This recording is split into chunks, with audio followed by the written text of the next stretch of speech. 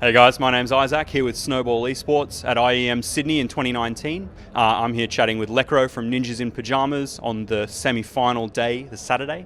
So obviously your tournament ended with basically the longest game and match and map that this tournament's ever seen. It went pretty late last night, and this is still maybe 18 hours later. Have you had a chance to sit down and think about how it all went? Yeah, we had a talk earlier today, actually, like 2 hours ago. We went through the demo, at least on Dust 2 and Overpass. Yeah, so we checked out like what we did wrong and stuff like that. Mostly went through our mistakes and not the good parts, but just making sure we know what not to do in the future. So that's kind of the biggest part we check through right now in the short term, but we're gonna look closer to it later on, but that's the most we got out of it so far. And obviously, you probably didn't go as far in the tournament as you would have wanted, but do you feel like coming here to Sydney this time around, and I know it's your second time here, was it a success for you and for the team? Not result-wise, I wouldn't say it's a success. I think it's fun playing in the arena for the fans, but I would prefer having at least semis to be at least a bit satisfied, but it's always a joy playing in front of this crowd. And I don't know how happy you are to go over the game, but there was I guess a turning point in the match in the third map for your CT half. Yeah. There was that point where you guys kind of got on a bit of a run, and you pulled ahead to, I think, 12-8 or something like that. When you were talking to the team in that moment and you guys were kind of playing that out, did you feel like you potentially had it in your hands and it slipped away? What was it like for you guys in those moments? I kind of feel like once we got I think it was 13-8, I think people were like, let's focus and stuff like that, even though we got like 5 rounds before that in a really good fashion. But even though we had those rounds, we played really good, we kind of made it feel like this is important, let's focus more. And once we did that, it went downhill. So I think next time let's just keep playing instead of trying to pump ourselves up more and think like this is really important, let's full focus.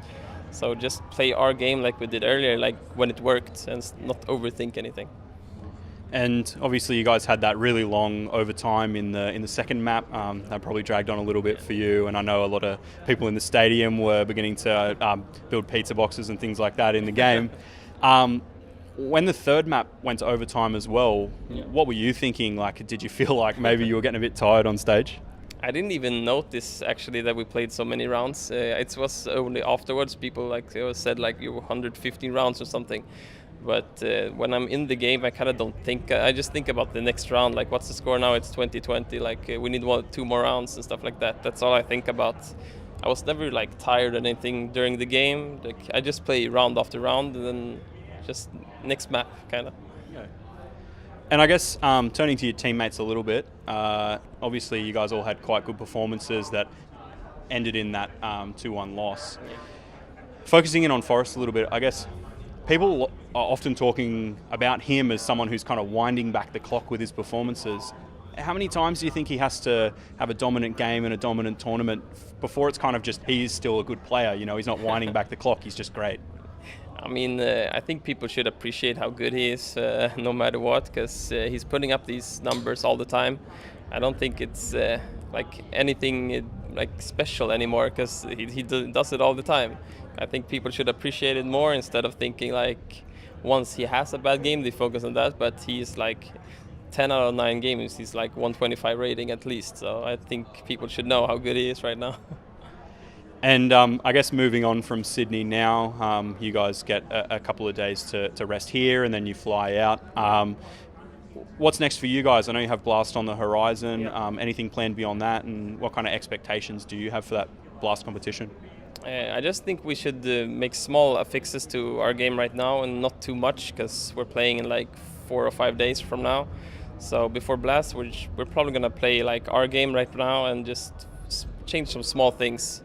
And not too much, but once we have 2 weeks break after Blast until Dallas, and that's when we're gonna make some bigger changes and focus on the bigger problems in game and stuff like that. Do you feel like it's going to take a little bit of a team meeting to figure out anything that you feel is a bigger problem, or do you feel like they're kind of identifiable after Sydney and after, I guess, other games that you've had? Yeah, I think like everyone's pretty sure like how we're stressed in situations and throwing rounds, and I think that's our biggest part right now, because we're throwing like 4v2s and 5v3s and stuff like that when we could force the enemies to eco and have a like comfortable half, like 10-5 or 11-4. Instead we throw this round and then we're on the eco and we lose 3 rounds in a row and it's 7-8 and stuff like that, like yesterday. So I think if we just fix these small rounds, it's going to be a lot different in the scoreline. It feels a little funny to say, but do you feel like maybe it sounds like you guys are getting a little too excited and a little too hype in the games and you're going for these kills and things? Yeah, probably. Like once we have like a 4v2, 5v3, people are like, nice, we got the bomb down, this is over. Like, and then one goes and die, and the second goes and die, and then we're like 3v2 or 2v2, and they're like, okay, let's focus, and then it's too late, and that happened against Liquid, for example. Yeah, it obviously makes it tough once you know, a couple of people die and then it's panic stations. Yeah. Well, I guess putting that result behind you and looking forward a little bit, as well as to everything else that's happened here, the crowds that turn out here at Kudos Bank Arena obviously cheer on every single team, and their voices were so loud for you guys. I know, especially considering you defended so many match points. Do you have a message for them to kind of end the note of the Sydney trip on? I'm really bad with words, but I'm gonna say thank you guys, and like it was really amazing when people are sharing, like when we win these clutch rounds and you can hear the crowd, it really like pumps you up, and I think it's really amazing. I just want to say thank you guys. Fantastic. Well, this has been Isaac from Snowball Esports here at the Kudos Bank Arena for IEM Sydney with Lekr0. Cheers for the chat. Yeah, thank you. Thanks, mate.